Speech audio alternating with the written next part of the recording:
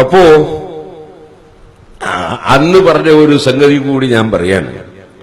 അതെന്താന്ന് ചോദിച്ചാല്, ഒരു ഇമാമ്, പള്ളിയിലെ ഇമാമ് തുടർന്ന് നിസ്കരിക്കുന്നവർക്കൊക്കെ സ്നേഹമുള്ളവനാണ്. ഇല്ലെങ്കിൽ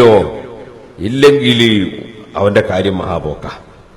നബി സല്ലല്ലാഹു അലൈഹി വസല്ലം തങ്ങൾ പറഞ്ഞു, ലാ സലാസത്തുൻ, മൂന്നാളുകൾ, ലാ തുർഫഉ ലഹും സ്വലാത്തുഹും ഫൗഖ റൂസിഹിം, അവരെ നിസ്കാരം മേലോട്ട് ഉയർത്തപ്പെടൂല, അവന്റെ തലേന്റെ മേലെ ഉയർത്തപ്പെടൂല. ശിബ്റൻ, ഒരു ചാണ് ഉയർത്തപ്പെടൂല. റജുലുൻ അമ്മ ഖൗമൻ വഹും ലഹു കാരിഹൂൻ, അവനൊരു വിഭാഗം ആളുകൾക്ക് ഇമാമത്ത് നിൽക്കുന്നു, ബേക്കിലുള്ളവർക്ക് അവനോട് വെറുപ്പാണ്.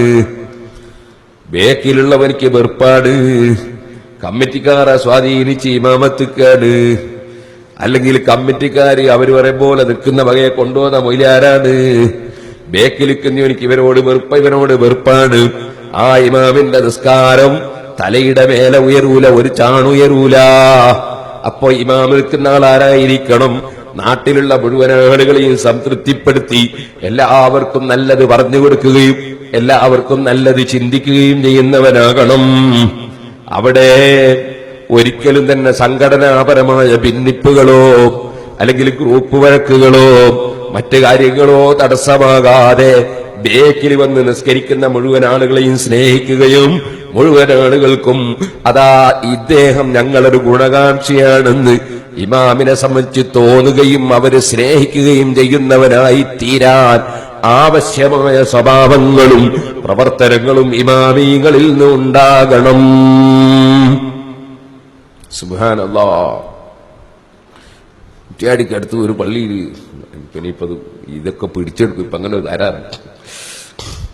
ഒരു പള്ളിയിൽ ഒരു ഇമാമത്ത് നിന്ന് കുറെ കാലം നിന്ന് പോവാ നോക്കുമ്പോ അയാൾ പിരിഞ്ഞു പോകാൻ തീരുമാനിച്ചു. പോവാമെന്നൊക്കെ ഒരൊറ്റ പ്രസംഗത്തിൽ സുബ്ഹാനല്ലാഹ് കമ്മിറ്റിക്കാരെയും നാട്ടുകാരെയും ഒക്കെ നല്ലോണം, എന്താ കിട്ടിയ ചാൻസ് അല്ലേ, ഇനി പറയാനാവില്ലല്ലോ, നല്ലോണം കസക്കി അങ്ങോട്ട് പറഞ്ഞു. ഇയാള് പറഞ്ഞുകൊണ്ടിരിക്കുമ്പോ കൂട്ടത്തിൽ ഒരാൾ എഴുന്നേറ്റ് ആരാ അതിന്റെ ആള് എന്ന് ചോദിച്ച് പള്ളിയിൽ അടിയായി. അങ്ങനത്തെ ഇമാമായി പോയത്. പള്ളിയിൽ ഒരു കാലഘട്ടത്തിലും പള്ളിയിൽ സേവനം ചെയ്യുന്ന ഒരാൾ മുഖേന നാട്ടുകാർ തല്ലുണ്ടാകാൻ കാരണമാകരുത്, നാട്ടുകാർ തമ്മിൽ തെറ്റാൻ കാരണമാകരുത്. അവര് തെറ്റുമ്പോ നന്നാക്കണ്ടോനായി ഇയാള്. ഞാനൊരു പള്ളി കമ്മിറ്റി പങ്കെടുക്കാൻ പോയി.